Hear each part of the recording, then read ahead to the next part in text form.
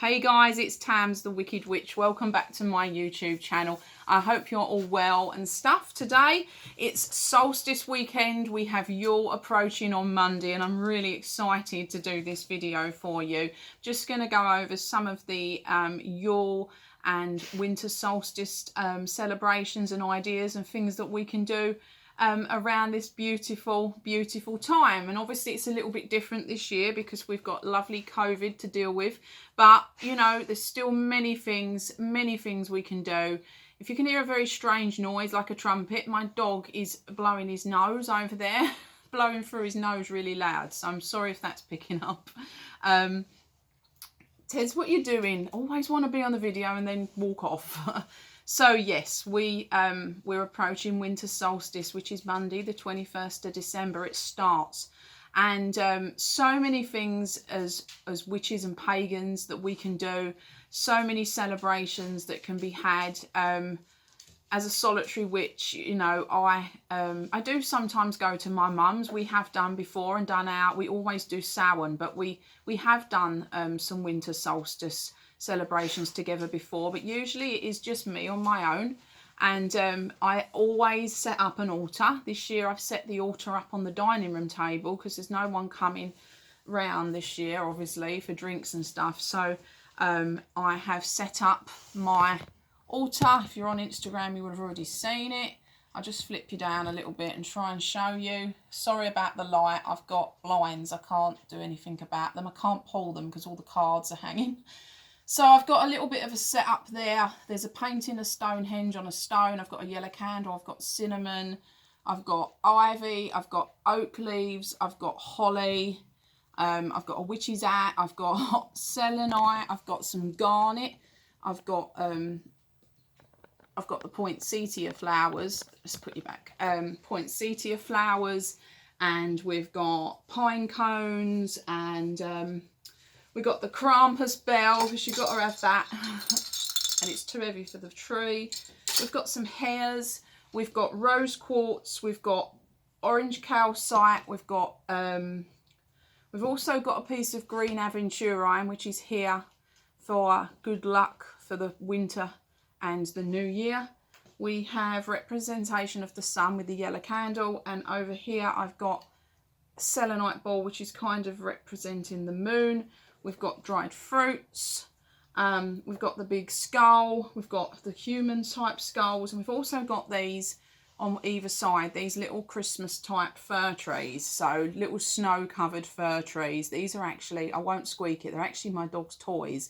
They got them a couple of years ago and I pinched them because they're really cute and handy to make altar settings. I've got the Maiden Mother Crone oil burner over there, and my usual plants because there wasn't anywhere to put them. So we've got a bit of a setup. Morrigan's altar has got some little lights and lots of things that resemble the sun and things like that on hers, and she's got some some brush work on hers as well. So you know, like the pieces of it's not real though, pieces of fir tree type looking thing. So yeah, so I've kind of, you know, you've got all your decorations.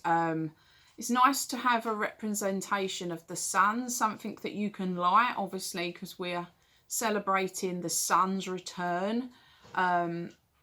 In the old pagan days, people would have been, you know, so reliant on that sun returning. This was such a big deal, you know, and their intelligence level wasn't the same as ours, and they didn't understand that it would obviously come back round, but they just didn't know. It was the longest winters, it was freezing cold, and that's why they used to bring in, I said it in my video yesterday regarding when they used to bring in all of the big pieces of greenery and decorate. It was from the trees. It was so that they would could focus and keep their energy on the fact that the warm weather would come again for March in the spring. It would come back, it would return. It was almost like they felt like maybe it would never return and it would always be dark and cold, and that's why they would do that. So obviously we decorate the house at Yule. lots of reds and dark greens and golds and silvers, purples, white, obviously, because white does, you know, represent the snow and the cold. Yeah, lots of different things you can introduce. Crystals you can work with at this time of year is obviously garnet, ruby, emerald, rose quartz, orange calcite, selenite. I like to use selenite to reflect like sun, moon. I use selenite for the moon. Obviously, you know, you could use, there's so many things you could use. You don't have to stick to the traditional crystals that people use. You could use what you want. As I said, I've got a piece of green aventurine on my charging plate there for good luck, for some luck.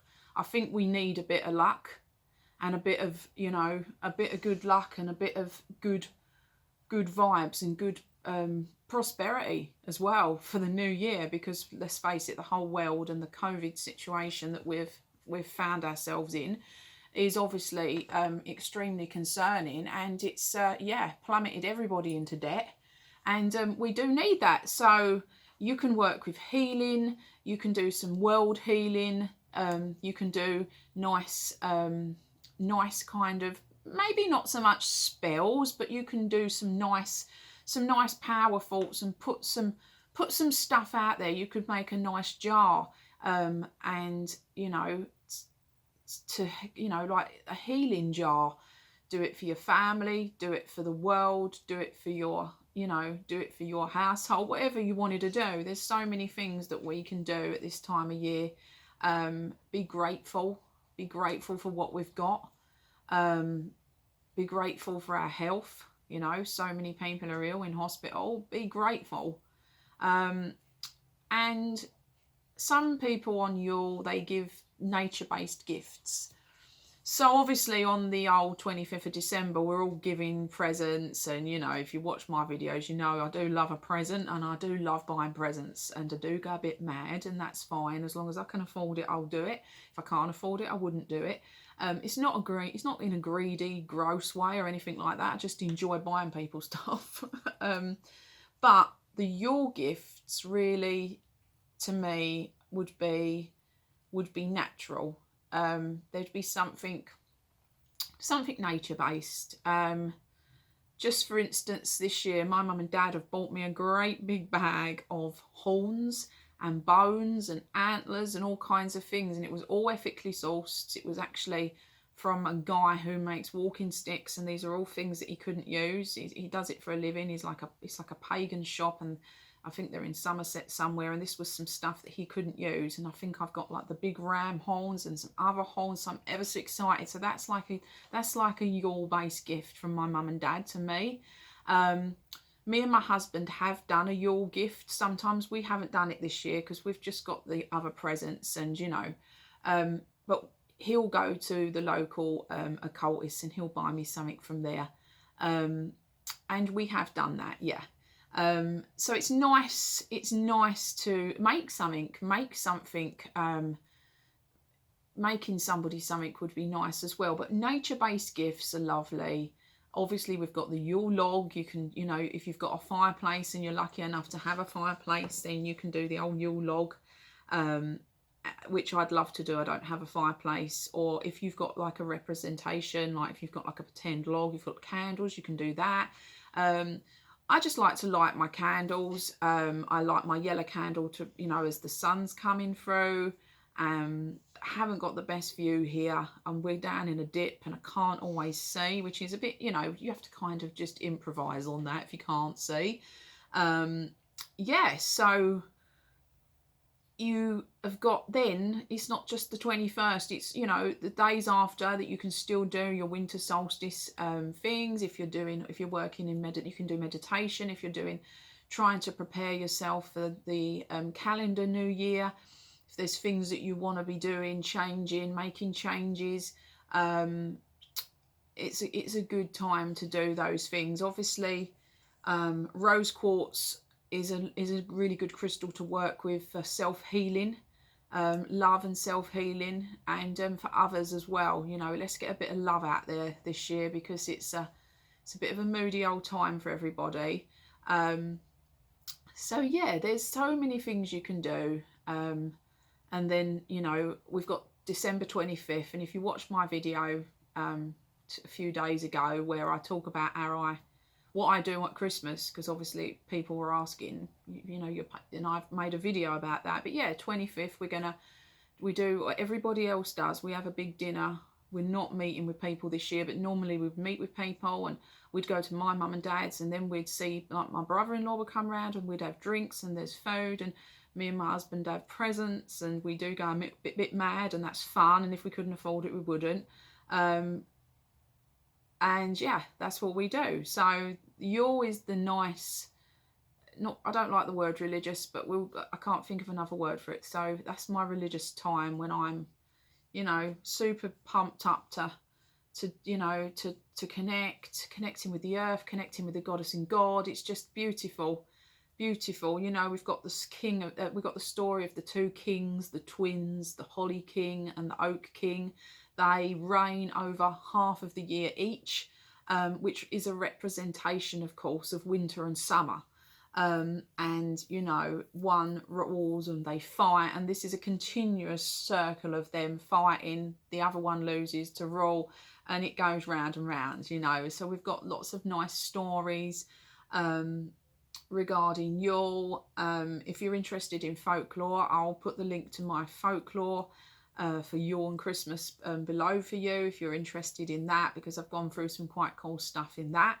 I do like to compare, you know, our old pagan ways to, you know, how it changed and things like that. And so if you're interested in that, yeah, there's just lots of nice things. If you don't have any room, you know, you just got a couple of candles and a pine cone, it doesn't matter. Sacred space doesn't matter how big, how small, how grand, whether you've found it all on the floor in the forest and just used branches and twigs and just, you know, got a candle or one incense, or, you know, it doesn't matter how grand or how small it is. It's what you make it.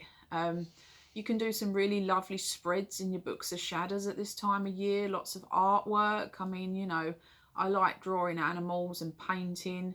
Haven't been doing a lot of it this year, I will admit, because it's been a funny old year and I haven't felt like it. But so many things that we can do.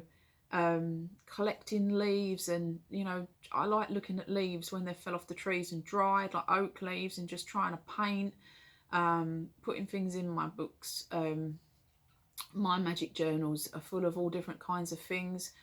And obviously we get sent Christmas cards and Yule cards, but we get sent Christmas cards, and I do tend to get animals in the snow and more winter scenes and things like that. Then nobody sends me obviously anything Christian or anything like that, and Christmassy stuff. So I do keep the cards, and I cut pictures out that I think might be relevant for you know, mixed media and art in the new year. And I like doing things like that in my books of shadows.